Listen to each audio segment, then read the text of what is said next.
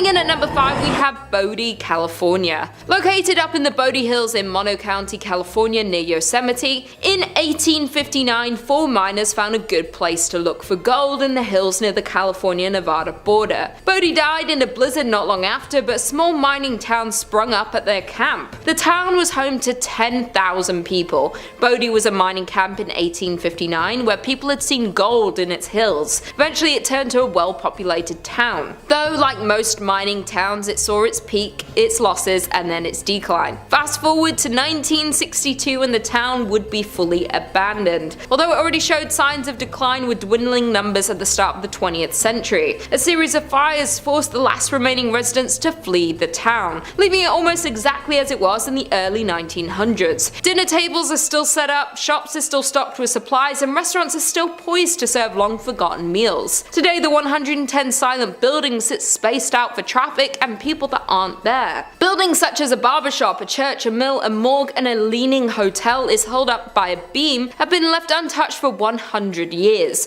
Though since it has been left and abandoned for years, some of the buildings are in crumbling state of decay, while others stand strong, full of their original items but long devoid of their owners. There were also 16 saloons and thus a fair amount of danger. People were robbed and crimes occurred quite often, though the curse of Bodie has nothing to do with the fires or the shootings. It started because people started taking artifacts from the abandoned buildings. They take weather-worn shoes or pieces of glass from shattered windows. Somebody once ran off with a piano. Those items may seem like they have no value, but all objects carry equal significance in telling the story of Bodie. Thus, the curse of Bodie emerged, where if you take something from Bodie, bad luck will come around to get you. Because of the rumor spreading of a curse, people who stole items would send them back, often including heartfelt apology letters explaining that they didn't expect their fish to pass, or their romantic life to tank from stealing from Bodie. Coming in at number 4, we have Bannack, Montana. The once bright star of Montana is now a ruin, a town in arrested decay, with few remaining storefronts, saloons, and hotels. The town was founded in 1862 when a group of Pikes Peakers from the goldfields of Colorado set up camp on the banks of the creek. Finding gold, the miners staked claims and promptly failed to keep the find a secret. By the spring of 1863, the area boasted a population of 5,000. By 1864, Bannack had started to fade, losing importance. The remnants of the past still exist with empty buildings and weathered wood.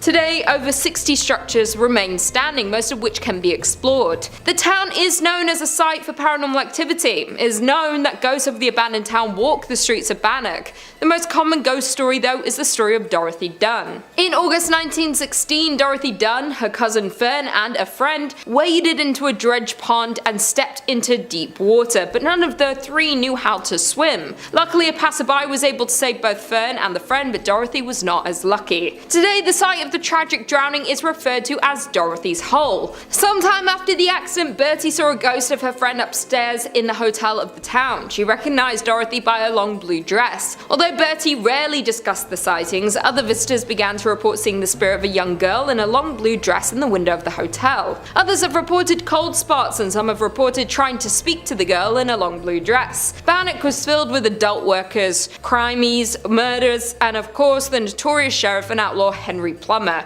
whose vast gang terrorized and robbed southwest Montana for years. Henry Plummer was handsome, well-dressed, and charismatic. He was also able to gain the trust of the area miners and was soon elected sheriff of the community. However, little did the citizens of Bannack know, but their new sheriff led a secret band of road agents called the Innocents, who began to terrorize the travelers between Bannack and Virginia City, robbing and ending more than 100 men over the next several months. Once caught for his terrible actions, Henry Plummer met his fatal end at the hands of the town's citizens. Today, many say that the ghost of Henry Plummer haunts this old settlement. Perhaps he wants to avenge his name. In at number 3, we have Kennecott, Alaska. A once flourishing town with businesses, shops, a train, and a lively community is now left as a ghost town. The town of Kennecott in Alaska was flooded with people after copper was discovered in 1900. After the discovery, a group of wealthy investors formed the Kennecott Copper Corporation to mine the mountains above the Kennecott and root glaciers. In the 27 years the mine was in full operation, the company and town grew significantly in fortune and people, and at its peak Kennecott employed 600 people. But by 1938 the copper was mostly gone, the mine was shut down and the town was left abandoned. The town was abruptly abandoned by its citizens, leaving most of their possessions behind. Since the middle of the 1950s the place had been completely deserted, with the railroad discontinued service that same year. Reports of ghosts along the abandoned tracks of the Kennecott train have been claimed for decades, while other visitors report having seen old tombstones along the route of the tracks, though the gravestones then vanish by the time the visitors make their return trip. Others have reported hearing disembodied voices and phantom children laughing. Reportedly, a 1990s construction project were halted after workers were scared away by the creepy sounds and unexplainable events. In at number 2 we have exhilarating Belize. I hope that's how you say it. Deep in the jungle of Belize lies an ancient ruins of an abandoned town that has been left to crumble. The town has been left abandoned for over 1,000 years, though before the abandonment of this large and populated town, exhilarating was a thriving metropolis. The first construction at the site dates back to sometime in 200 AD, with the growth of the town continuing until its final days of functioning as a city. The town grew to consist of many temples and palaces, including its largest and most recognizable, known as El Castillo. Exhilarating has lied abandoned since around 1000 AD. It is thought that due to consistent devastating events such as an earthquake and other natural disasters, caused a sudden evacuation of the large Mayan city around 700 AD. The disaster caused extensive damage to the main pyramid of exhilarating. Although the city was reoccupied sometime after, it only remained active for another 300 years before it was left completely unoccupied. After abandonment, the site remained empty, eventually being encapsulated by the surrounding jungle and nature, until it was rediscovered by explorers in the early 1890s. The name exhilarating comes from the ghost stories that have haunted the ghost town for years. The ghost story of exhilarating is rumored to start in 1893, after the first sighting of the ghost happened. The first ghost sighting goes as one morning a man who was part of a research team working on the site saw what he described as a Mayan maiden ascending the staircase of the exhilarating's main pyramid. This vision caught him by surprise, so he continued to watch as the woman walked further up the stairs. Suddenly she stopped and turned to look at the man, where he was able to get a glimpse of her glowing red eyes that pierced his soul. She then turned to continue her climb to the top of the pyramid, where she would disappear amongst its stone columns. The shocked man quickly assembled a team to search for this woman, yet no trace of her was ever found. Since this sighting, countless more visitors have reported to also spot the ghostly maiden who haunts exhilarating. She is always described to be ascending El Castillo's stairs. To this day, the sightings and reports from visitors continue. The ghost frequency is what gives exhilarating its name, which translates to the Stone Lady in the Mayan language. Some believe that this Mayan maiden have formerly lived within the city many years ago. Others believe that she was a human sacrifice, trapped to relive her last moments of ascending to the top of the pyramid where her ritual would have been conducted. Then there are a few who believe her to be some sort of ancient godly spirit linked to the site and the Mayan culture. And finally, in at number 1 we have Calico, California. The ghost town of Calico can be found in California, midway between Barstow and Yermo. The beginning of the town started in 1875 and was built under the impression that there were prospects for silver in the Calico Mountains. But in the spring of 1883, many of the local miners left Calico when borax was discovered 3 miles east at Borate. Though Calico again boomed in 1884 as additional silver discoveries were made. Gaining a population of some 2,500, the town supported 24 saloons and gambling dives that never closed, as well as more establishments such as the church, public school, dance school, and a literary society, along with dozens of retail businesses. By the late 1800s, Calico was bustling with prospectors searching for their fortunes, and the Calico mining district became one of the richest in the state. Calico's final decline began when the price of silver fell in the 1890s, but the break production kept it alive, even through the panic of 1906. They tried to hold on, and borax for a time substituted for the shiny metal that had been Calico's fortune. Calico kept churning out valuable minerals until it finally exhausted its supply in the 1920s. Calico was soon abandoned and left to gradually decay in the desert sun until little remained, but in 1951 it was purchased by the Walter Knott, an ex-miner, and rebuilt as a modern ghost town. He restored the town to mostly how it was, in certain cases rebuilding some of the old structures as they were back in the 1880s. Considered one of the top haunted locations in California, Calico has its fair share of ghost stories, when one of the most active and known ghosts of the abandoned town is Lucy Lane. Lucy is often seen in a black lace dress walking back and forth between her home and store. Others have allegedly seen phantom school teachers and other residents who have been known to grab visitors' legs legs or pinch their ankles. Some visitors have also reported seeing a floating red light inside the buildings, while other visitors have reported extreme cold spots throughout the mine and an eerie feeling in various places of the town. Coming in at number 5 we have Grafton, Utah. Located just a few miles away from Zion National Park in Utah, the now abandoned town of Grafton can be found. The town was originally established in 1859 when 5 Mormon families nearby were led to establish a town they called Wheeler to plant cotton, which would have been a profitable commodity during the Civil War. After only 2 years, the town was struck by a massive flood starting on January 8th of 1862 that washed away the entire town. However, the pioneers did not give up that easily and moved about a mile upstream and founded a new town named Grafton. They grew cotton, alfalfa and wheat, but life was harsh and many residents lost their life due to the diseases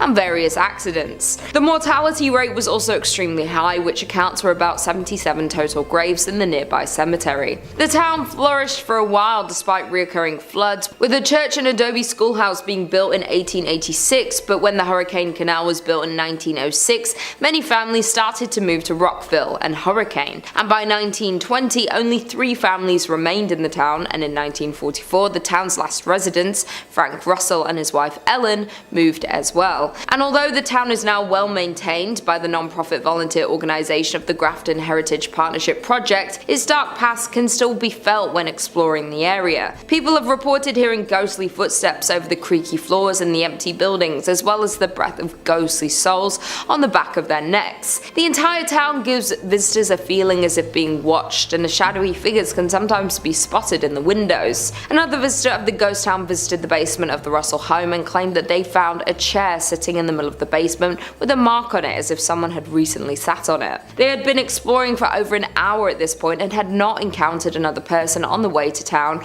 or the entire time they were there, but for some reason the print looked brand new, with not a single speck of dust on it. After filming for a few moments in the basement and recording into the silence, they felt a rush of air, as if someone had just walked past them, which scared them, and they decided it was time to leave. There are even rumours of skinwalkers lurking in the area. Even the cemetery itself has many reports of people hearing crying, laughing and chilling screams, especially late in the day and when it's overcast. Some people have even seen a woman in a dress with her hair in a bun walking around the cemetery sobbing, but when they approached her she disappeared into thin air. There is no doubt that there is definitely a very uncomfortable feeling while walking around the gravestones, which isn't surprising knowing the sad history of the people laid to rest there. In at number 4 we have Deadwood, South Dakota. The town of Deadwood is located in South Dakota and gained attraction in the gold rush of 1876. In 1875, a miner named John B. Pearson found gold in a narrow canyon in these northern Black Hills. This canyon became known as Deadwood Gulch because of many dead trees that lined the canyon walls at the time. Practically overnight, the tiny gold camp boomed into a town that played by its own rules that attracted outlaws, gamblers and gunslingers along with gold seekers. At its height, the city had a population of 5,000, attracting larger-than-life Old West figures back then. The business district comprised largely of saloons, dance halls, card parlors and bodacious bordellos. They were all hungry for gold and did whatever they had to in order to get some. The business did whatever they could to serve the gold diggers, and sometimes that led to a little bit of conflict. Because of this, the now ghost town still lives with stories of its dead residents haunting present-day hotels and saloons. In 1876, Deadwood survived a smallpox epidemic that nearly wiped out the whole town. There were so many infected that multiple tents were erected to quarantine the stricken. In addition, it suffered 3 major fires. One devastating fire occurred on September 26, 1879, destroying more than 300 buildings and consuming the belongings of many inhabitants. Many numerous economic hardships also followed, pushing it to the verge of becoming another Old West ghost town. One of the most paranormally active sites in the ghost town is the Adam House. Built in 1892 after owner W.E. Adams had a stroke on the premises, his wife was so disturbed by the sounds of his ghost still walking around, rocking the rocking chairs and so forth, that she moved and left the house untouched, exactly as it was when he died. Now visitors and employees report having seen a rocking chair rock on its own, encountered a shadowy man standing at an upstairs window and heard voices and footsteps in rooms throughout the house. In at number 3 we have Jazrat Al Hamra, which is best known as the ghost town of the United Arab Emirates, is said to be the country's most haunted place, remaining a number of spooky events experienced by the locals and curious visitors. Jazrat Al Hamra is an abandoned village located to the south of the city of Ras Al Khaimah, one of the 7 emirates that form the UAE. The Coastal territory is the region's best example of a pre-oil village, displaying three distinct types of early and mid-20th century Gulf architecture. The town of Ras Al Khaimah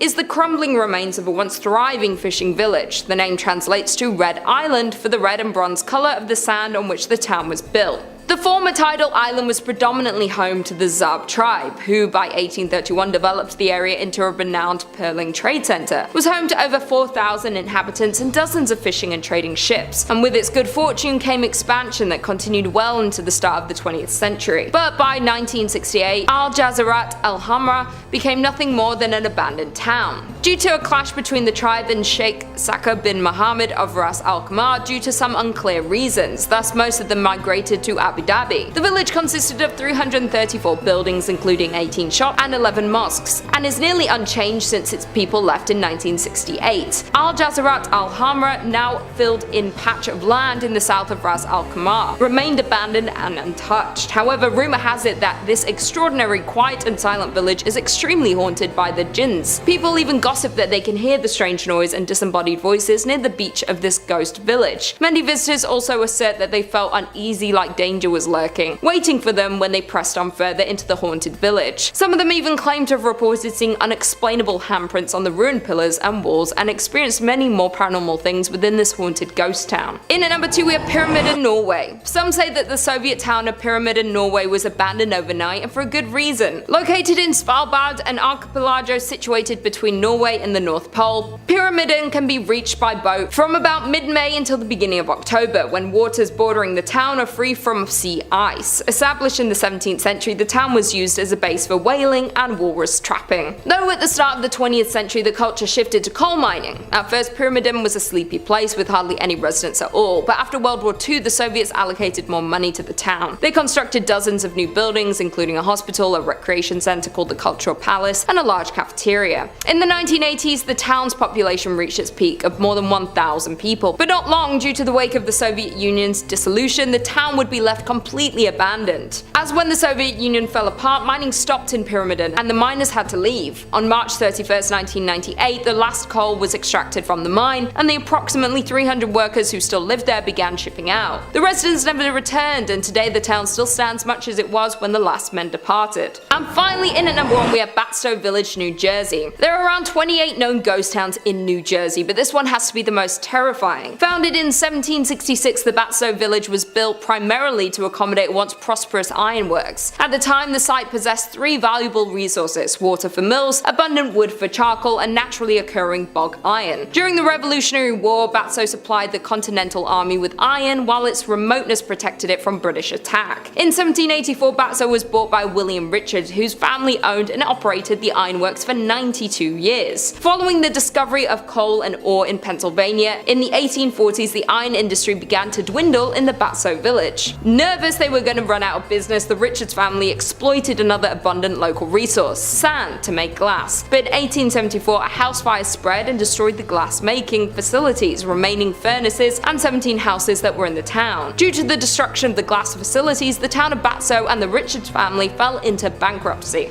The Richards and many of the villagers moved away after the accident, leaving the site silent. In 1876 the property, along with huge tracts of land around it, was purchased by industrialist and businessman Joseph Wharton, with the plan of reinventing the declining town into an agricultural, foresting and cranberry farm. But after his death in 1909, the land was held by a trust until purchased by the state in 1954 to form the Wharton State Forest. The state's plan for the town was to restore its 50-room mansion, as well as to rebuild the dam that was located on the lake, though the efforts to reinvent Batstow weren't enough to save it from its inevitable end. As when the state of New Jersey bought the village with a plan of improving it, the residents didn't see a future in the town, so they all left it, with roots that can be traced back to 1766 and the last remaining resident leaving in 1989. There are more than 40 structures still standing in the historic town, including a charcoal kiln, carriage houses, stables, ice and milk houses, a blacksmith, general store, gristmill, and a wheelwright shop, though they are all left untouched since the last residents left in 1989. In at number 5 we have Batstow Village in New Jersey. Located in New Jersey, Batstow Village is a historic community centered around the Batstow Iron Works. The site site was ideal for ironwork because there was water for mills, abundant wood for charcoal, and naturally occurring bog iron. The well-preserved and lovingly restored village dates back to 1766. As the operation of ironwork grew, so did the village. There were mills, cottages, and over 3 dozen structures and buildings still remain, many from the early 1800s. But by mid-1800s, iron production declined due to the discovery of coal ore. As the need for iron declined, then glassmaking was pursued by the town, but at that point the population already started to dwindle. When Joseph Wharton purchased the property, he primarily focused on forestry and agricultural endeavors. After Joseph Wharton passed in 1909, the property was managed by a trust. The state of New Jersey began buying the land in the 1950s. The last resident to leave the town left in 1936, but not before strange disappearances occurred. According to local legend and a bunch of conspiracy theorists, Ong's Hat offers a portal to a different dimension. In the 1970s, a few professors from Princeton fled there after being mocked by their quantum physics theories. This is when they claimed to have discovered interdimensional travel. According to other local legends, the devil is the 13th born son of the Leeds, the first inhabitants of New Jersey. Mother Leeds gave birth to a healthy baby, who within minutes transformed into this beast. This old ghost town is said to be a hotspot for the Jersey Devil activity, and in the last 50 years there have been numerous reports and encounters with the beast in this area. Some of these encounters include strange tracks along with hearing screams just outside of the village. One sighting of the Jersey Devil comes from a group that saw the creatures crossing the street in front of them. When visiting the village, some say you can feel his presence as if he's walking right behind you. In at number 4 we have Bodie, California. Located up in the Bodie Hills in Mono County, California, near Yosemite, in 1859 4 miners found a good place to look for gold in the hills near the California-Nevada border. Bodie died in a blizzard not long after, but a small mining town sprung up at their camp. The town was home to 10,000 people. Bodie was a mining camp in 1859 where people had seen gold in its hills. Eventually it turned into a well-populated town. Though like most mining towns, it saw its peaks, its losses, and then its decline. Fast forward to 1962 and the town would be fully abandoned. Although it already showed signs of decline with dwindling numbers at the start of the 20th century, a series of fires forced the last remaining residents to flee the town, leaving it almost exactly as it was in the early 1900s. With the dinner tables still set, shops are still stocked with supplies, and restaurants are still poised to serve long-forgotten meals. Today, the 110 silent buildings sit spaced out for traffic and people that aren't there. Buildings such as a barbershop, a church, a mill, a morgue, and a leaning hotel are held up by a beam and have been left untouched for 100 years. Though it has been left abandoned for years, some of the buildings are in a crumbling state of decay, while others stand strong, full of their original items but long devoid of their owners. There were also 60 saloons and thus a fair amount of danger. People were robbed and crimes occurred quite often, though the curse of Bodie has nothing to do with the fires or the shootings. It started because people started taking artifacts from abandoned buildings. They take weather-worn shoes or pieces of glass from shattered windows. Somebody once ran off with a piano. Those items may seem like they have no value, but all objects carry equal significance in telling the story of Bodie. Thus the curse of Bodie emerged. If you take something from Bodie, bad luck will come around to get you. Because of the rumor spreading of a curse, people who stole items would send them back, often including heartfelt apology letters, explaining that they didn't expect their fish to pass or their romantic life to fail from stealing from Bodie. Number 3 on this list is Deception Island in Antarctica. Deception Island can be found just off the northwest Antarctic peninsula in the South Shetland Islands.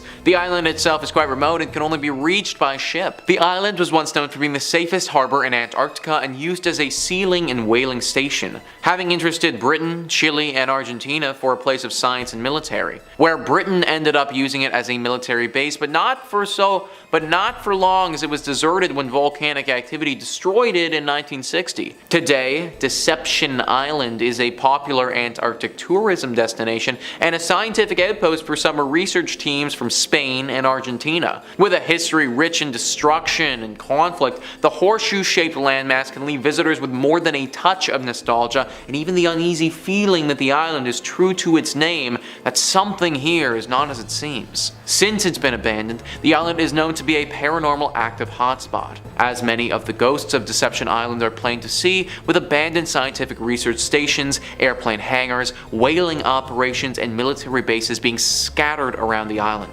Many who have visited Deception Island have said they felt uncomfortable, as though they're not alone in more ways than one, with many visitors having heard strange voices seemingly coming out of nowhere. Others claim to have seen shadowy figures. Strange orbs of light are commonly seen there as well, only adding to the mystery and intrigue of such a place. With no immediate way to escape the island, making the risks of visiting the island and interacting with paranormal activity a little scarier. Number 4 on this list is Krakow, Italy. Even though the residents of Krakow, Italy are long gone, the town on the hill remains abandoned. Located atop a 1,300-foot cliff overlooking the river valley below, the town was founded in the 8th century. Krakow is only 40 kilometers inland from the Gulf of Taranto and a part of Italy's Basilicata region. The first written evidence of the town's existence shows that it was under the possession of a bishop named Arnaldo in 1060 AD. The town's oldest building, the tall Tor Normana,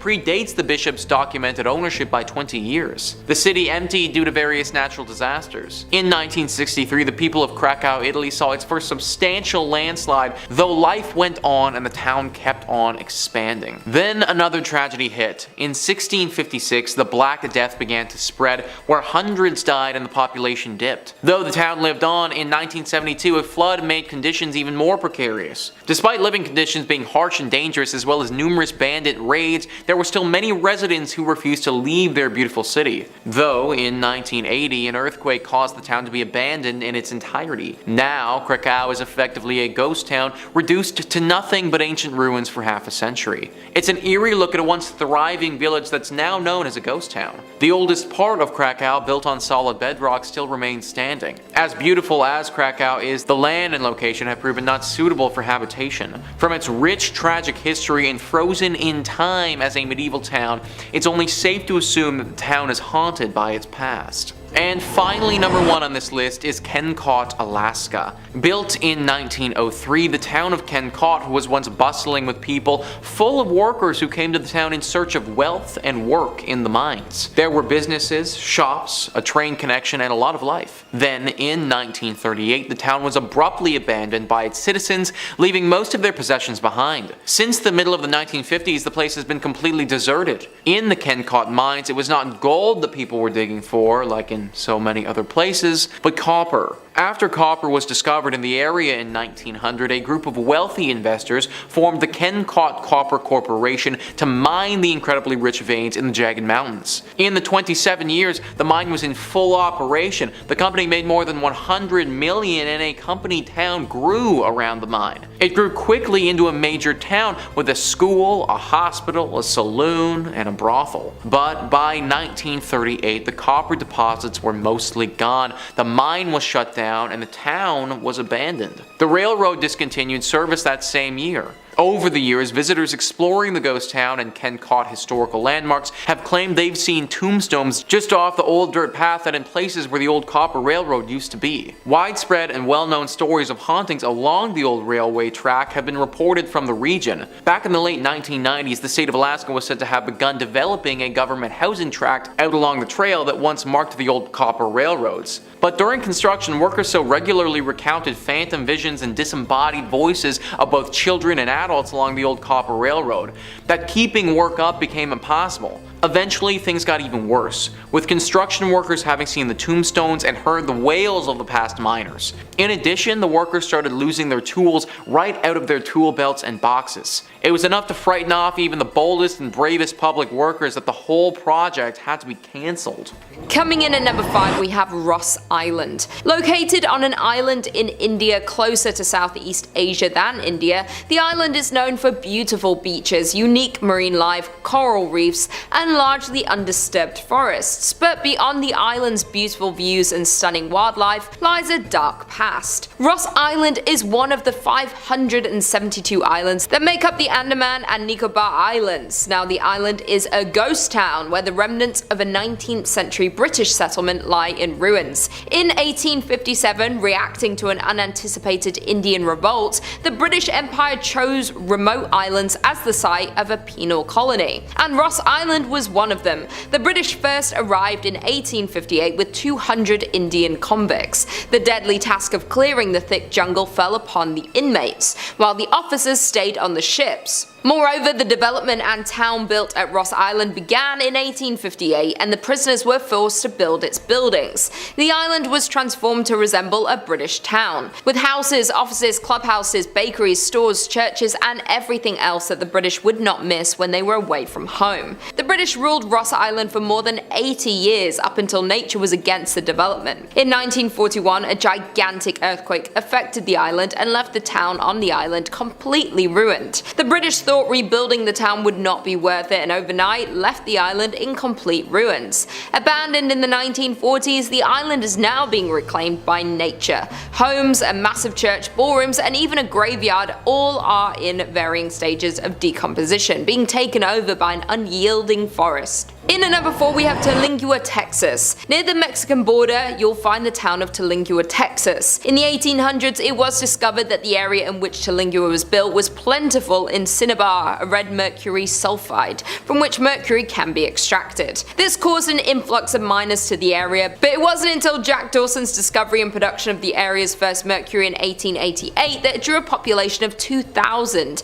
and by 1900 there were 4 mining companies in the area. When the Chisos Mining Company opened in the mid-1800s, workers and their families quickly relocated to the Tulingua, Texas. The Chisos Mining Company was founded and began operations in 1903 near Tulingua, Texas. The company specialized in the extraction of quicksilver and mercury. In 1799, Charles Harvard discovered that compounding the element produced fulminate mercury crystals, establishing its marketability. These crystals are useful in the production of gunpowder cartridges and shells. Mercury production had peaked during the First World War but began to fall, thus Chisos Mining Company had filed for bankruptcy and the miners began to trickle out. When the mine went bankrupt in 1942, Perry sold it and moved away. The population was around 3,000 at its peak, though it said that everyone up and left the municipality in the 1940s once the mercury was picked through. Thus, the once busy city became the ghost town we know today. It is now home to 110 people. By the end of the war, it was an abandoned ghost town. In at number 3 we have Nevada City in Montana. Miners settled in Nevada City in 1963, along with establishing their homes and businesses in this new town. Located in southwestern Montana, the town is 1.5 miles from Virginia City. The town was thriving up until 1876 when the gold miners moved to other promising sites. In 1896, the Connery Placer Mining Company destroyed most of the city's buildings. The company dredged the gulch and later abandoned it, leaving heavy wooden barges. This abandoned town being haunted is old news, as the Nevada City Hotel is reported to be frequented by the apparition of a road agent who lost their life nearby, according to online sources. Visitors have also reported hearing footsteps in the hallways and seeing shadowy figures standing behind their reflections in mirrors. Additionally, the spirit of an older cowboy figure who never speaks but lurks in the hotel rooms and even sits at the bar in the Virginia City. Back when the hotel operated, guests also complained of a weeping woman, always in the same room, only to be told there was no guest in the room in question. In at number 2 we have Custer, Idaho. The mining town of Custer was born in 1879 by gold miners looking for their next gold hotspot. Prospectors discovered gold in what would become known as the Yankee Fork area of central Idaho in 1867. The area was worked on a small scale for more than a decade before the discovery of General Custer Mine. The General Custer Mining Company closed in 1888 and the district experienced a sharp decline. In 1899, the town of Custer has 5 saloons, 3 stores, a hotel and 3 boarding houses, but the town never established even one church. By 1910, most of the mines in the area were closed, and the Yankee Forks boom years came to an end. The combined population of Custer and the nearby Bonanza was just 66 people. The Silver Messenger reports just 2 families remaining in Custer in 1911, and then being fully abandoned the year following. Today, it has been purchased by the US Forestry Service and, in conjunction with the Friends of Custer Society, is slowly being made into a historic site. Some original buildings have already been renovated, some are in process, and many others are slated to be restored. Several buildings lost in a 1960s grass fire are due to be replaced with replicas. The Forgotten Town is a landmark for many people such as tourists and especially paranormal investigators. In the old schoolhouse is a museum containing items left behind and showcases the town's unique history. Although interesting, you can't help but get an eerie feeling thinking thinking about the people who once owned these items, as walking into one of these structures is like walking back in time. To think this town was once active with human energy and miners working every single day. And finally, in at number 1 we have South Pass City, Wyoming. Only about 10 miles north of the Oregon Trail is the shell of a town that used to be a busy gold mining camp. Established in a small valley along the banks of Willow Creek, the town was born in 1867. The town was built there because gold was discovered in the Wind River Mountains. By 1868, South Pass City boasted over 250 buildings, 1,000 people, and hundreds of claims. The town was extremely busy as its half-a-mile-long main street boasted numerous hotels, restaurants, general stores, 2 newspapers, doctors, a bowling alley, and dozens of saloons. The mining district continued to grow to as many as 3,000 residents. Miners looking for investors and newspapers promoting further settlement in the area exaggerated the region's amount of gold. But for South Pass City, its great success wouldn't last, and just 2 years after its establishment would begin to show its first signs of declining. Hitting a fall in early 1869, the town resurged briefly after outsider capital was poured into the area, but would fall again as expenses and hardships to recover the gold proved too costly for most miners. By 1872, the town was only occupied by only a few hundred people. In the end, South Pass would become a permanent ghost town. By 1949, the last of the pioneer families had moved on from South Pass City, and the buildings had fallen into disrepair. The grounds of the old town are known to be haunted, and Highway 287 that follows the route of the Oregon Trail over South Pass, which is the reason South Pass City ever existed, has had its fair share of ghost sightings. According to a local ghost story, a woman was driving home from a long day in Denver. Her friend had fallen asleep in the passenger seat. After passing through Jeffrey City, the driver spotted a dark, hunched figure walking toward the road in the sagebush.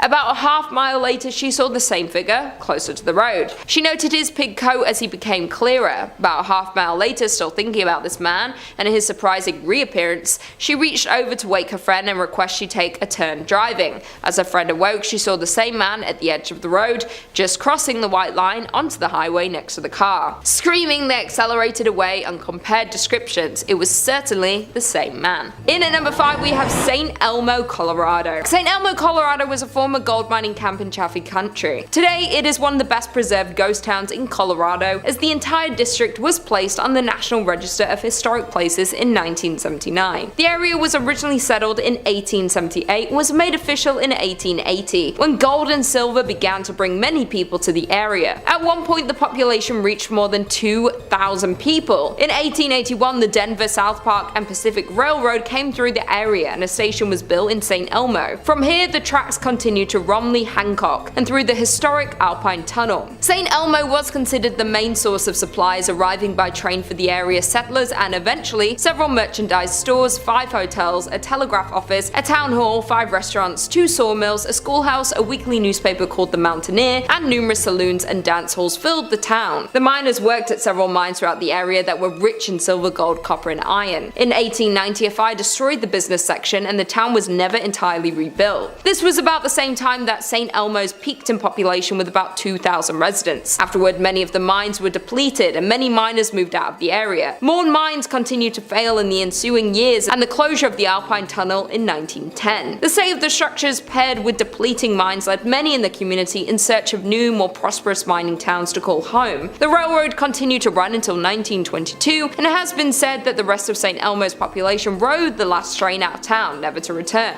In 1969, the United States recognized St. Elmo as a historic district, and soon after, it became a unique tourist attraction that's open to the public, showcasing what life was like in the Old West. There is no shortage of urban legends and reports of hauntings in St. Elmo, but the most common occurrence of paranormal activity centers around the town's most notable family. To this day, one of the members of the Stark family still can be spotted in the ghost town. Anton's only daughter Annabelle resided there until she died in 1960. As legend has it, Annabelle continued her promise to protect the city even after she took her last breath. In at number 4 we have Rhyolite, Nevada. Founded in 1904 and abandoned by 1916, Rhyolite was one of several short-lived boom towns from the late gold rush era. People were drawn to the desert on the edge of Death Valley by the promise of gold found amongst quartz in local mines. And by 1906 the town had all the promising indicators of permanence and the largest population in the area. The town citizens had an active social life, including baseball games, dances, basket socials, whist parties, tennis, a symphony, Sunday school picnics, basketball games, Saturday night variety shows at the Opera House, and pool tournaments. In 1906, Countess Majowski opened the Alaska Glacier Ice Cream Parlor to the delight of the local citizenry. That same year, an enterprising miner, Tom T. Kelly, built a bottle house out of 50,000 beer and liquor bottles. But in 1907, the US financial markets were rocked by panic that saw closures of banks, businesses, and mines. Rhyolite began to falter. The mine closed in 1911. Some claim that Rhyolite, about 120 miles northwest of Las Vegas, was once home to thousands of people, though not much remains of its glory days, which lasted less than 20 years. Set up in 1905, the town was a mining hotspot. But after the richest ore was exhausted, workers left for a new pasture, and the population had dropped to close to zero by 1920. Industrialist Charles M. Schwab invested heavily in Rhyolite's infrastructure, which boasted a school, electric lights, water mains, newspapers, a hospital, and even an opera house, some of which can be seen today. There are only around 10 significant structures, yet the site is very evocative. The crumbling remains set against a backdrop of stark desert hills. Number 3. Centralia, Pennsylvania. Coming up next on this list of spooky ghost towns is going to be Centralia in Pennsylvania. Now, as far as ghost towns go, Centralia's got a bit of the Hollywood bug,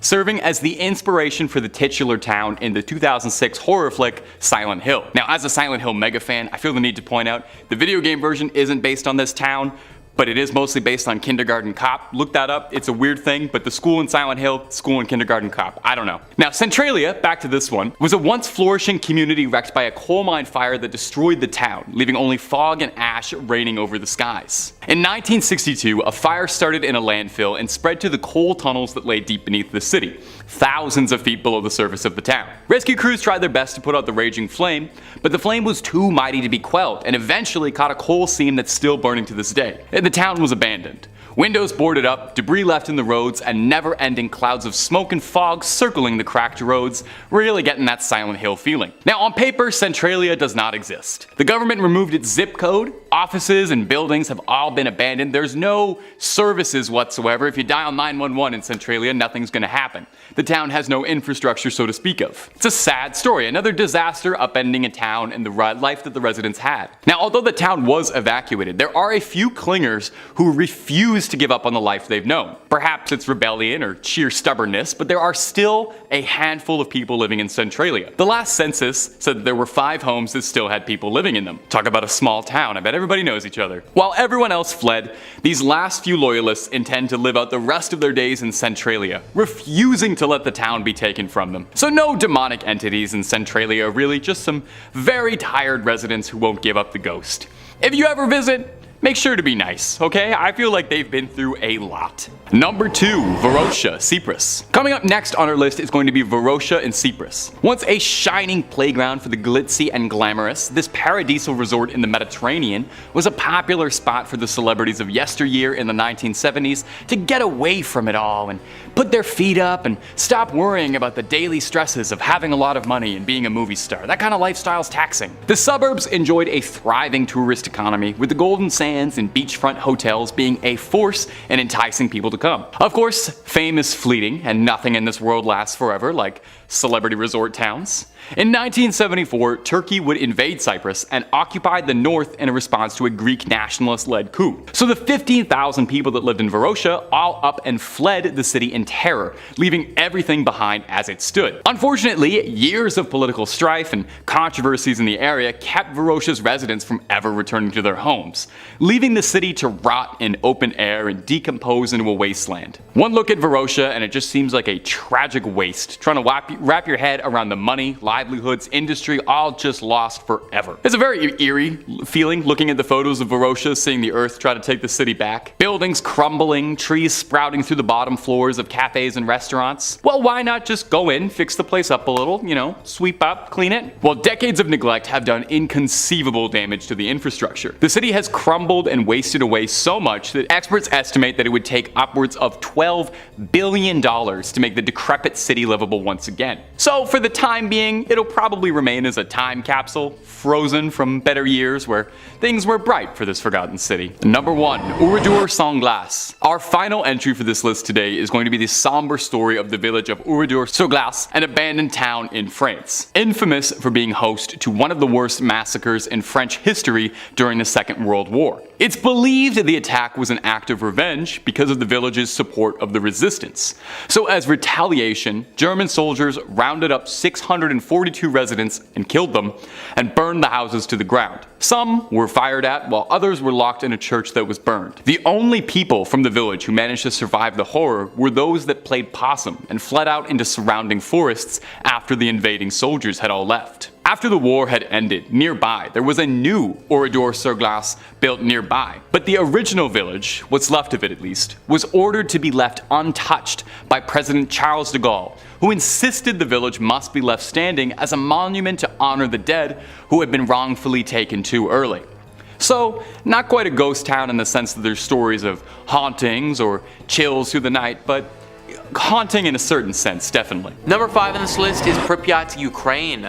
Once a growing and bustling Ukrainian city, Pripyat is now a shell of its former self and likely haunted. Located in northern Ukraine and about 90 kilometers from the capital of Kiev, the town used to have a community of 50,000 people. But in 1986, the Chernobyl power plant had a horrible disaster, and the nuclear fallout that ensued was catastrophic. The plant had 4 nuclear reactors, and on April 26, 1986, reactor number 4 blew up during a test. The Soviets were initially reluctant to make the disaster public, but had no choice when nuclear reactors 1,000 miles away in eastern Sweden began recording radiation levels 10 times higher than normal. Fire from the explosion had sent plumes of highly radioactive fallout across the USSR and Europe. Being just 2 kilometers away from the Chernobyl nuclear power plant, Pripyat and its residents was dangerously close to the nuclear fallout. The human body isn't made to withstand that level of radiation, and all areas near the blast had to be evacuated immediately. The town of Pripyat and all of its tens of thousands of residents was no exception. Decades have passed, and this place has been eaten alive by time with no human intervention. With the horrible radiation fallout as well, who knows what sort of creatures are lurking here now? Its buildings have decayed and been partially reclaimed by the elements, and wild animals that roam through apartments people used to call home, sports complexes, and amusement parks. In the town post office, hundreds of letters from 1986 still sit waiting to be mailed.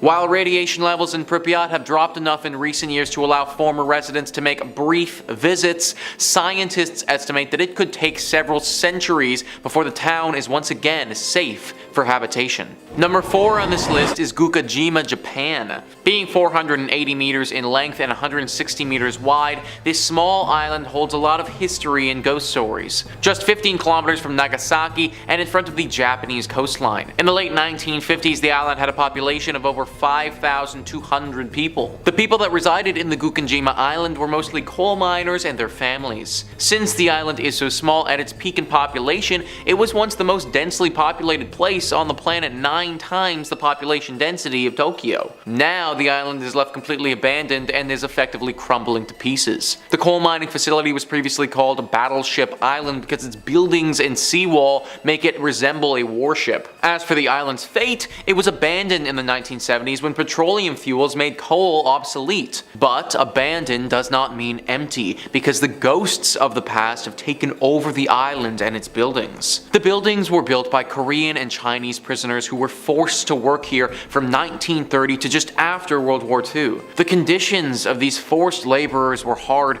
and some never made it back home. The people who worked here named the island Jail Island, or even Hell Island.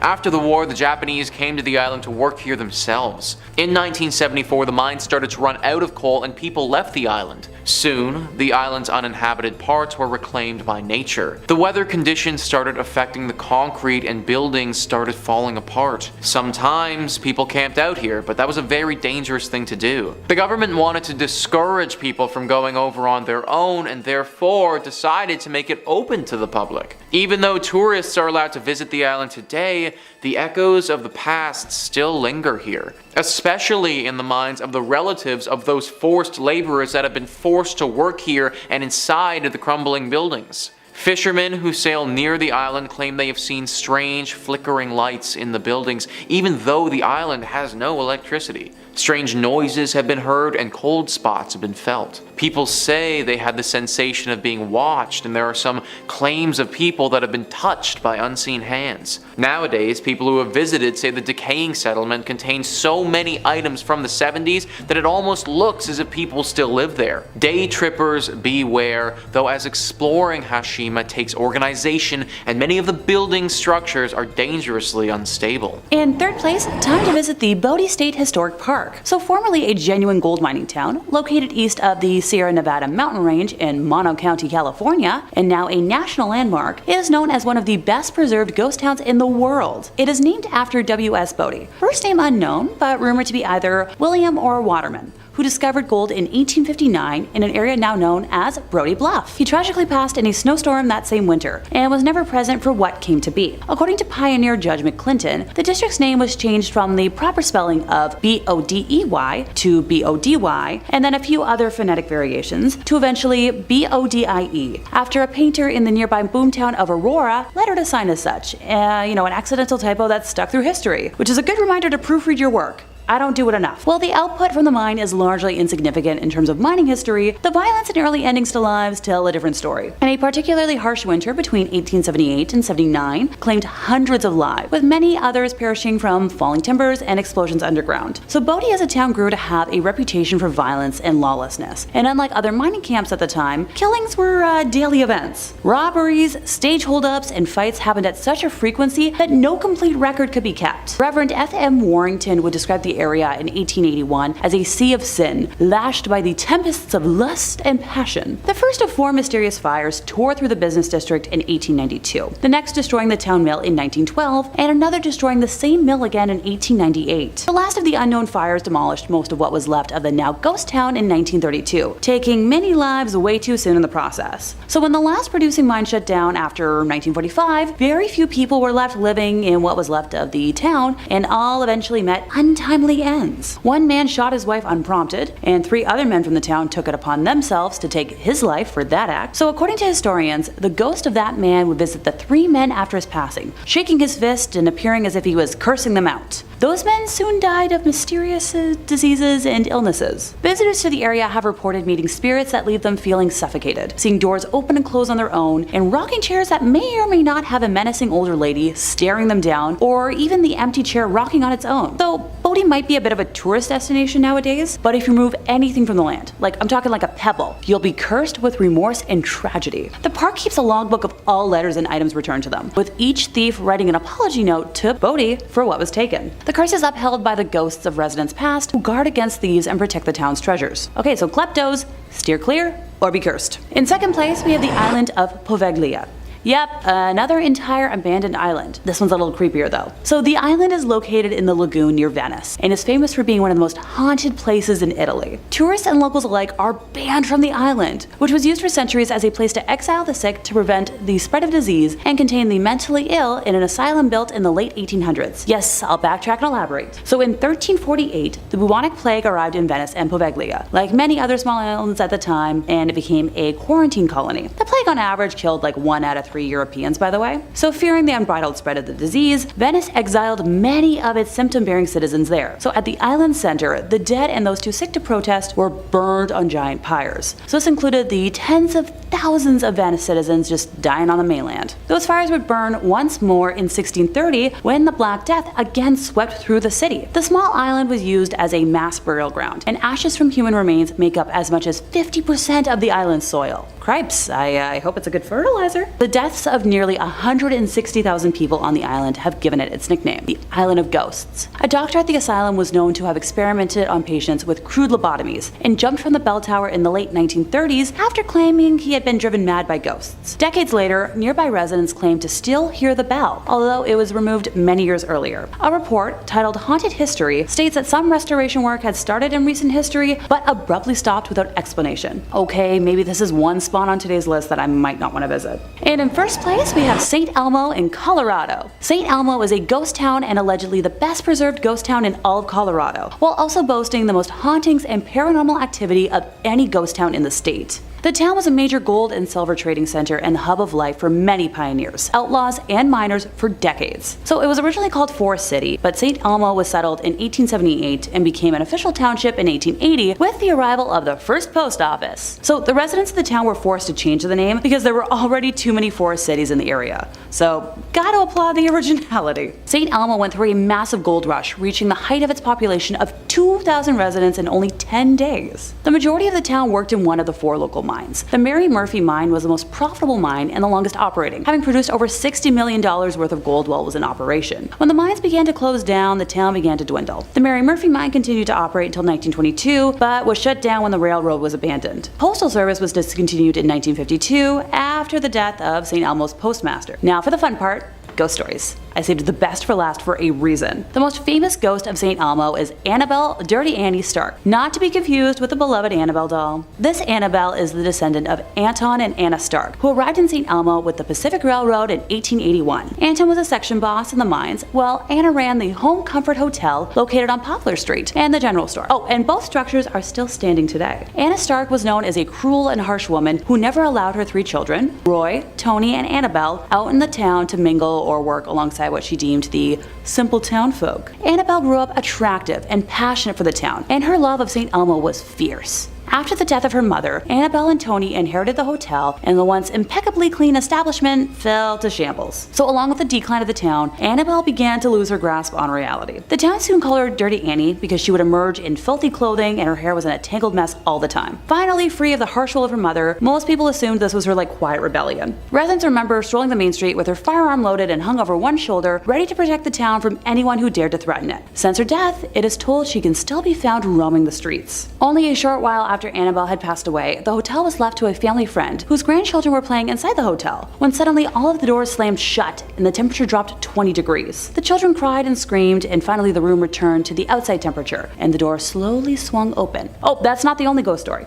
Don't worry. A woman skiing down Poplar Street at dusk was struck by a peculiar sight of a lovely-looking woman in a long white gown glaring out of the second-story window of the Home Comfort Hotel. Now, the skier was shocked. She knew the owner of the hotel was on vacation, and nobody was supposed to be inside. As she turned to see what the woman was eyeing, she noticed snowmobiles approaching. So, sidebar, snowmobiling is illegal in St. Elmo, so the skier went and advised the group, who promptly apologized and went back where they came from. When she turned back to look at the hotel, the woman in the window was still watching, and she lowered her head, nodded at the skier, turned and vanished before her eyes. So curious and in disbelief, the skier went back the next day to find every window and door were locked. When the owner of the hotel returned, the 2 women searched the property with nothing to be found. So was it Annabelle keeping watch? Be sure to let me know in the comments what you think. Coming in at number 5, we have Goldfield, Arizona. Being deemed as one of Arizona's most haunted places, we have the town of Goldfield. Founded in 1893, Goldfield was a promising land for gold mining. The town grew rapidly, gaining 1,500 residents during its first year. The space was quick to build businesses including stores, a blacksmith, a butcher, a brewery, and 3 saloons. Though the town of Goldfield met its fall just as quickly as it was built up. After 5 short years, the gold ran out and people began to dwindle, eventually leaving it fully abandoned, securing its ghost town status. Being classified as a ghost town doesn't necessarily mean a place is haunted by ghosts, but this is not the case for the Goldfield ghost town. There's plenty of documentation and investigations that point to Goldfield being a paranormal active ground. It is known that a mysterious figure lurks within the shadows of the Goldfield ghost town, Bordello. It is unclear who this spirit would have been in life, yet it is commonly believed he was once a miner who lived in the town. Unexplainable knocks and bangs are heard in the building, and some unfortunate visitors have been scratched. This activity is attributed to a dark character who's usually seen wearing a cowboy hat. Just on the horizon of the Goldfield ghost town sits a landscape made ominous by its name and the legend surrounding it. The Superstition Mountains are cloaked in mystery and at the center of many fables, making them notorious among the paranormal community. The Superstition Mountains carry many secrets, the most famous being the location of a supposed deposit of gold and riches in the Lost Dutchman's gold mine. A curse has kept this treasure safe since the days of Goldfield's mining boom. Many have set out to locate these riches, and many have returned empty-handed or found only death. Countless adventurers have perished in the Arizona heat pursuing this chase. Their ghosts are said to now haunt the mountainside. Other secrets of the mountain have people believing that the hill is a place where evil spirits hid and told stories of a devil that lived behind the mountain. There's also a rumored apparition of a hugely tall skeleton named the Borrego Phantom, which appears to those exploring the mountain after dark. Another layer of creepiness is added to the mountain by the local legend that reptile-looking people surface there after dark. All of these creepy mysteries are summed up pretty nicely in the Superstition Mountain's name. In at number 4 we have Glen Rio, New Mexico. Found on the state border of Texas and New Mexico lies the town of Glen Rio. Founded in 1901, it was a town where wheat and cattle farmers settled and grew a community. Being divided between two states made for some unusual customs in Glen Rio. The mail would arrive at a train depot on the Texas side, but would have to be transported to the post office on the New Mexico side. The Texas side was part of a dry county, so all the bars were on the New Mexico side. Because the gasoline tax was higher in New Mexico, all the service stations were on the Texas side. By 1920, Glen Rio had a hotel, a hardware store and a land office, as well as several grocery stores, service stations and cafes. Though Glen Rio's permanent population never rose above 30 people, the town survived with its tourist-based businesses catering to the many travelers along Route 66. By 1985, only 2 residents remained in the small town, and the Texas post office was the only business open. It too has long since closed. Other buildings have overgrown sites, missing windows, or debris surrounding them. The detritus of 4 decades when Glen Rio welcomed tens of thousands, fed and entertained them, and sent them on their way towards Chicago or California. In at number 3 we have Thurmont, West Virginia. The historic town of Thurmont, located in the heart of New River Gorge, was established by Captain William D. Thurmont in the 1880s. Captain Thurmont passed in 1910, but the town continued its growth. During its height in the 1920s, the town was flourishing with a number of businesses and facilities in the railway industry. Thurmont had 2 banks, 2 hotels, stores, a cinema and offices, yet after a series of setbacks, Thurmont soon went from boom to bust. A number of factors played a role in the town's slow decline. The first problem was the increased rail competition and the emergence of cars. Then in 1930, a fire that led to the closure of the biggest hotel in the town, the Dunglen Hotel, only furthered the decline. The final fate of the town was the Great Depression, and by 1950 Thurmont was a ghost town. Thurmont saw a small revival during World War II when coal was in high demand, but it was not enough. Afterward, the coal fields began to play out. Today, Thurmont stands at just 5-person population, which is why it is nearly vacant ghost town, as the remaining residents either move on or pass away. The house and the land it sits on became the property of the National Park Service. Walking around Thurmont today is a sad reminder of the countless other boom towns which once thrived with human activity, but today are silent and forgotten. Many buildings have long since disappeared, either torn down or, as in the case of the well-loved hotel, burnt to the ground in suspicious circumstances. Many of the family homes lie in increasingly decaying condition, while some have disappeared altogether, leaving only behind a white picket fence and wildflowers which still blossom untended each year. The eerie atmosphere of Thurmont led many visitors to believe that this almost abandoned town is haunted. In at number 2 we have Cahaba Ghost Town. Alabama is home to many small towns. While some of these towns have very few residents, others are true ghost town because they've been completely abandoned. It's no secret that small abandoned towns give off an eerie vibe. As a matter of fact, one Alabama ghost town in particular that fits the bill is Old Cahaba. The small town of Old Cahaba is located in Dallas County. From 1820 to 1826, this small town served as Alabama's first state capital. Before the Civil War, Cahaba was a busy trade city located at the junction of the Alabama and Cahaba rivers. Over the years, floods and decay have affected this historical town. Thus, by 1900, the town was completely abandoned. Today, Old Cahaba is Alabama's most famous ghost town. Many buildings still stand, like the church, schoolhouse, and some houses. However, they have been left untouched for decades. You can still walk the streets of Cahaba and see the ruins and abandoned buildings, but make sure to keep your eyes peeled for the ghostly orbs that have been reported to appear in the garden maze at the home of C.C. Peggs. Additionally, many locals share similar ghost ghost stories from the ghost town. While it's known that Cahaba is filled with paranormal activity, one groundskeeper that works at the new Cahaba cemetery has reported hearing voices as they worked. While tourist groups claim to have recordings of unusual sounds, and others say they've captured unexplained lights or shadows in photographs. Another site that's reportedly haunted is the Barker House. This mansion was built in 1860 by Stephen Barker and contained slave quarters behind the house. After people started leaving the town in 1870s, the house was bought by Samuel McGurdy Kirkpatrick. It burned in 1935 and was rebuilt, but today it's in pretty bad condition. The only people usually left inside are paranormal investigators. Reports from said investigators include seeing a bull rolling across the floor on its own, and a stuffed animal appearing to communicate with something else in the room. But the most well-known haunting in Cahaba is Pegg's ghost. Colonel Christopher Claudius Peggs was the leader of the 5th Alabama Regiment and was wounded leading a charge at the Battle of Seven Pines in Virginia in May 1862. He died from his wounds 2 months later, on July 15th. As the story goes, a couple were walking behind Pegg's home in the spring of 1862. As they walked, they spotted a ball of light. They tried to touch it, but their hands went right through it. It disappeared, but later came back and followed the couple. Due to all the mysterious crimes that happened in association to Pegg, seeing an orb around his former house is considered a bad omen and possibly even a supernatural warning. And finally, in at number 1 we have Centralia, Pennsylvania. Located in a quiet valley of Columbia County, Pennsylvania,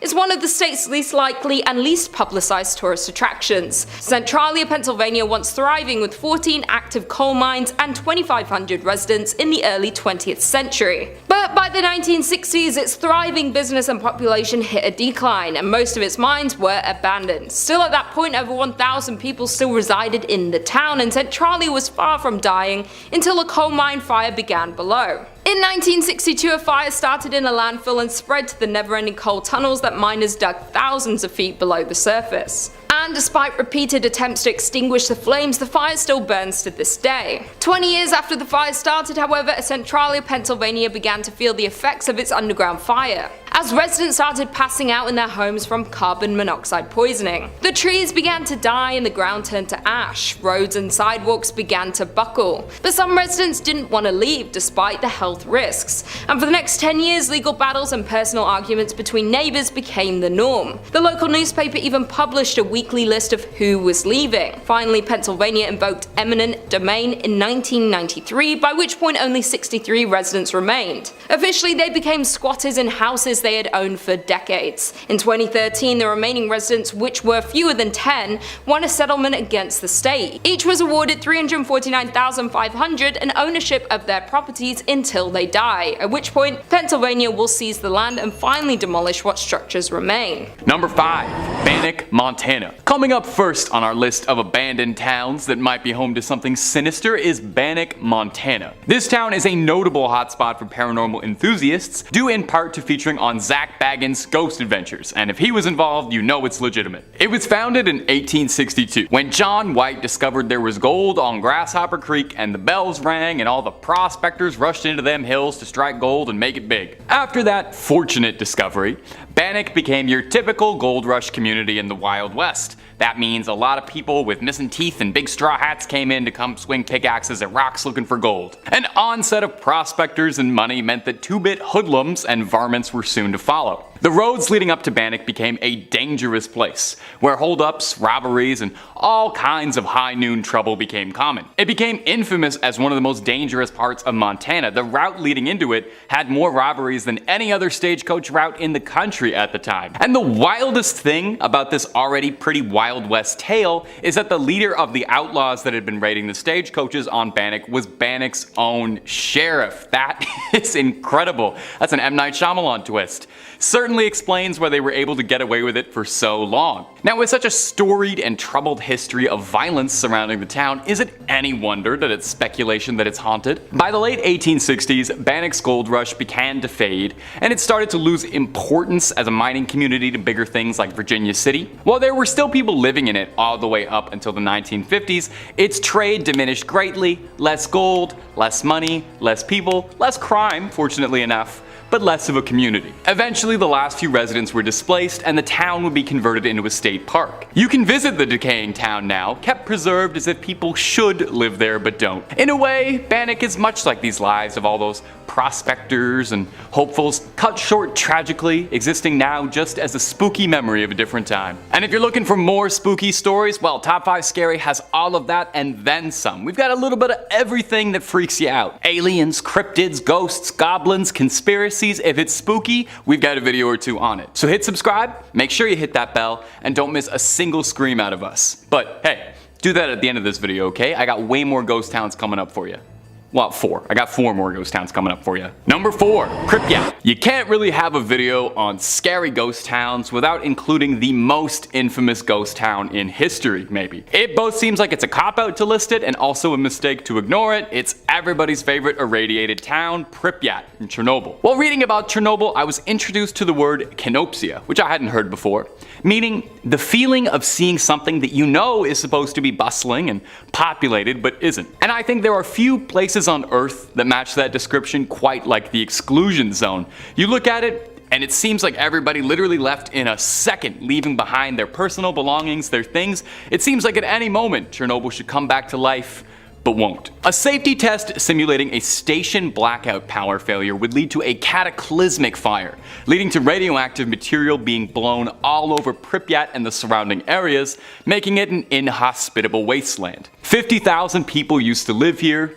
Now it's a ghost town. Yeah, that line is from Call of Duty. I did steal that. Now, Chernobyl, despite the fact that it is literally an irradiated wasteland straight out of the movies, is an above average popular site for tourists and would-be stalkers who want to explore around the exclusion zone for fun. I kind of understand it. I think I'd want to stand around, look around a bit, take it all in, and then immediately get out of there and go to a doctor. I'm not sure I'd spend too much time there personally. Now, as one might imagine, visiting the zone isn't as simple as walking on in and buying a ticket. For starters, the country's kind of busy right now, so not really the best time. But if you were to go, you're advised strongly to go with a guide or someone who knows the area very well due to how dangerous and unknown everything is out there. Avoid touching anything unnecessary, vegetation, or the wild dogs that roam the streets. They're very cute, but their fur is just a little bit too irradiated for me. You gotta wear boots, a mask, and an outfit that covers as much as possible to avoid any dust. You're asked not to enter buildings without approval, since some of them are so degraded that they could collapse under you at any second like the worst game of Jenga. It's kinda hard to look at stuff of Chernobyl and not feel like a pit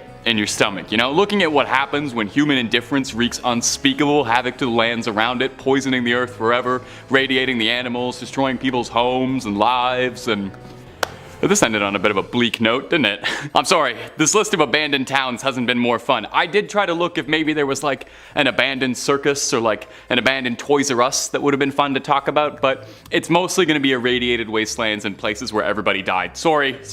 In at number 3 we have Garnet, Montana. Found in Montana, the abandoned town of Garnet was another gold rush town that drew thousands of hopeful miners. Between 1862 and 1916, gold was mined from the area. During the peak of the town, it had hotels, saloons, schools, and stores in the midst of the town's biggest years. A 1912 fire burned down half of the town, and what was lost was not rebuilt. Many of the remaining structures were in poor condition even when they were lived in and regularly visited. This marked the decline of the town, as after 1917 the mine began to offer less and less, and by the time of World War I the town was almost fully abandoned. Garnet is perhaps the best preserved coast town in the state of Montana. There are plenty of people who believe the abandoned buildings are still home to some of the residents who once lived there. Some visitors have reported hearing laughter and music coming from Kelly's Saloon, which is the most common occurrence. I quote, "We didn't experience anything bordering on the supernatural during our visit, but we did find the beautifully preserved artifacts to be windows into Garnet's incredible past." Coming in at number 2 we have Jerome, Arizona. Located in Arizona, you will find the ghost town of Jerome. Once a copper mining town, Jerome was the 3rd largest town in the early 1900s. Its streets were filled with 37 saloons, 13 bordellos, and a meager 4 churches in 1917, and again in 1926 after a mine blast damaged the original. A series of ill-fated events at this site would almost lead one to call it cursed. When the Great Depression hit, conditions in the town took a sharp downturn. Plagued with man-made disasters and poor fortune, Jerome's population gradually dwindled from thousands to somewhere between 20 to 50 residents. Finally in 1950 the town was abandoned for good. A number of visitors have recounted other mysterious sightings. Visual apparitions range from human-shaped figures that roam the halls and stairways of the old hotel to a friendly animal that is said to scratch and meow at the doors. Additionally, one of the town's most well-known ghosts is said to lurk at the town's community centre. Formerly called Lawrence Memorial Hall, the building is more often familiarly termed Spook Hall due to several strange happenings. With all the other apparitions wandering about this historic town, the cemetery, of course, known as the most haunted place in the whole town. Visitors here have made numerous reports of dark figures moving about, the sound of ethereal footsteps, and the sounds of distant voices. The old cemetery includes graves dating from 1897 to 1942. And finally, in at number 1, we have Cerro Gordo, California. Cerro Gordo is a ghost town located in Death Valley and is considered one of the best abandoned places in California. Cerro Gordo means fat hills in Spanish. It was named this for the vast amount of silver it contained. By the end of 1869, the city flourished and became well known for its promising business. By 1871, Cerro Gordo was well established as a mining town. The American Hotel was completed that year, as were several other permanent structures, a general store, restaurants, and saloons.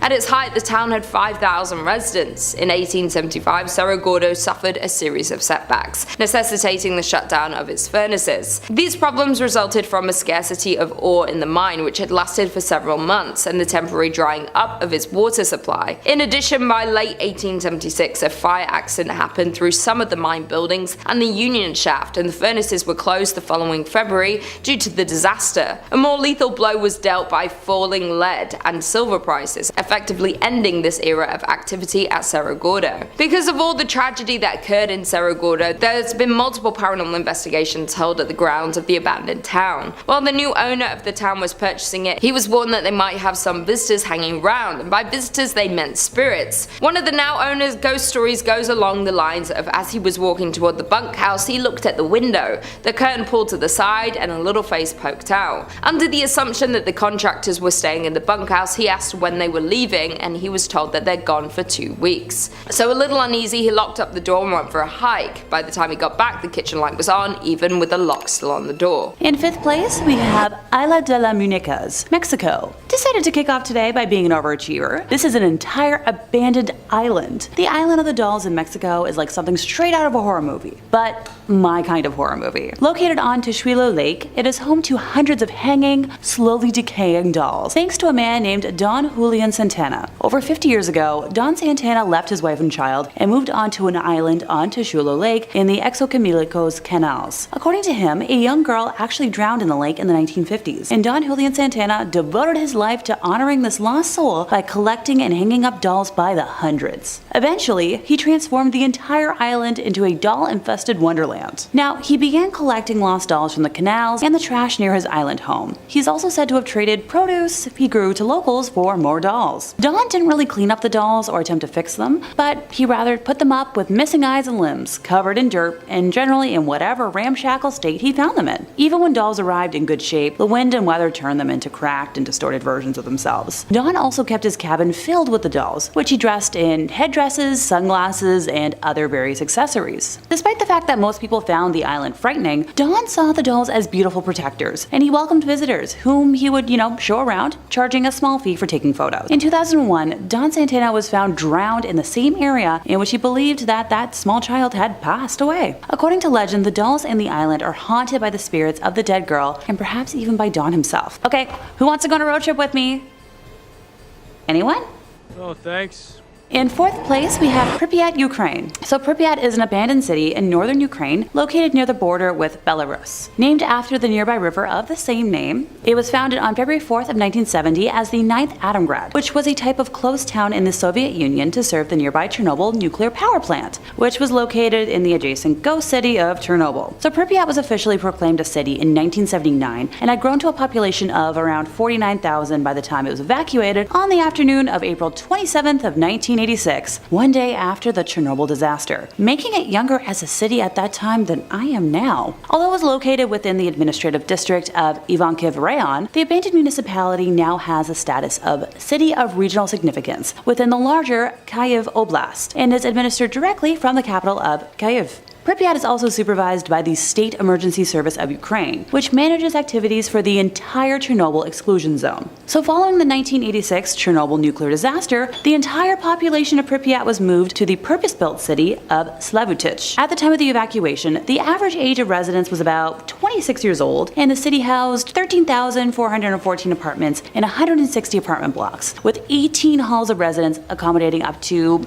let's say, 7,600 single males or females, and 8 halls of residence for married couples. In terms of education, there were 15 kindergartens and elementary schools for 4,980 children, each with their own nickname, and 5 secondary schools for about 6,000 students. In 2019, it was announced that folks could start visiting the affected areas if certain health and safety procedures were followed, but I don't feel like visiting a radiation-affected city is high up on my bucket list at this point in time. In at number 3, we have Tellingua in Texas. The town of Tellingua, Texas was once a bustling mining town full of life, wealth, and promise. Today it's a ghost town with abandoned mine shafts, a general store, an old jail, a church, and multiple ghost houses. Tellingua became of interest to local miners in the late 1800s when they discovered cinnabar, a red mercury sulfide. A man by the name of Jack Dawson discovered that mercury could be extracted from the cinnabar, and by 1900 there were 4 mining companies in the area with a population of over 2,000 people. The Chisos Mining Company owned the entire town of Tellingua, and at one point they built a general store, a post office, a hotel, a school, a theatre, and even a telephone service. Though conditions in the mine were tough, with the 7-day work week being the standard, working long days in the desert heat led many miners to lose their lives in the mines. To make matters worse, the Chisos Mining Company even paid their workers in coupons, which could only be spent at the company-owned store. The decline started once the mines dried up, companies left, and the people left with them. One of the scariest parts of the town is the church, which sits on the hill above the ghost town. One quote says, "As we approached the church, the door opened all by itself. Inside the church, visitors report an eerie feeling when entering the church. Moreover, several others report experiencing blackouts, blurred vision, and even hallucinations while exploring the abandoned town." Researchers theorize that this is due to low-frequency sound waves in the area that are able to alter people's perceptions of the things around them, and as well as disorient them. In at number 2, we have Ludlow, Colorado. Located about 12 miles north of Trinidad, Ludlow, Colorado is a ghost town known for an infamous event in 1914. A former mining camp, it was the location of the Ludlow Massacre. Beginning in 1910, the resident coal miners grew unhappy over their dangerous working conditions and began to debate a strike. By 1913, a strike had begun, much to the dismay of owner John B. Rockefeller. On April 20th, 1914, there was a massacre in Ludlow, where the Colorado National Guard and Colorado Fuel and Iron Company guards attacked miners, burning their tents to the ground. Known as the Ludlow Massacre, 25 people lost their lives. The massacre was the height of the Colorado Coalfield War, which began a year earlier in 1913. 2 coal mining counties, Las Animas and Huerfano, were the centers of the conflict. The United Mine Workers of America led the strike against the Colorado Fuel and Iron, owned by Rockefeller. They were upset over the horrible working conditions. Both parties led attacks back and forth over the years. Today, the old company town of Ludlow still stands as a ghost town, and the site of the tent city is also kept reserved, now under the care of the United Mine Workers of America. A monument to the deceased was also built by the Union at the site. In addition, the cellar where so many innocents perished is still in place. The doorway can still be seen and the dark depths of the pit can still be viewed. Though this isn't recommended, as many people who visit the abandoned ghost town report a strange feeling when looking through the doorway, and even worse, possible whispers around them with an unexplainable source. And finally, in at number 1, we have Helltown, Ohio. The abandoned town known as Helltown can be found in the Cuyahoga Valley in Ohio. There sits an eerie, deserted town known by locals to be haunted. No people live in the area anymore, though there are still remnants of the lives of former residents left behind. The whole town is surrounded by hazardous roads that seemingly lead to nowhere. Locals believe this was done to confuse any wandering explorers. But the Helltown Church seems to have inspired the town's ominous name. The tiny white church is in the center of Helltown and is central to all local theories. Some say the church was a place of worship for practicing Satanists who still lurk around the closed-off roads, hoping to recruit unwelcome visitors. Others believe the town was evacuated after a chemical spill that resulted in bizarre mutations of the residents and animal population. The legend of the Peninsula Python stems from this theory. There even sits an abandoned school bus in the town with legends of its own. The story goes that the bus was carrying a group of high school students who were going to one of the ski resorts near Boston when an elderly woman flagged down the bus. She was in a panicked state and explained that there was a young boy in her house who was seriously hurt. The bus driver, in an attempt to help, turned down her driveway and drove into the woods hoping to help the boy. When the bus approached the house, Satan worshippers swarmed it and sacrificed all those on board. The bus sat back there for over 30 years, standing as a warning to all who decide to venture into Helltown. A local paranormal investigator set out to research the abandoned town, and to his surprise, what he discovered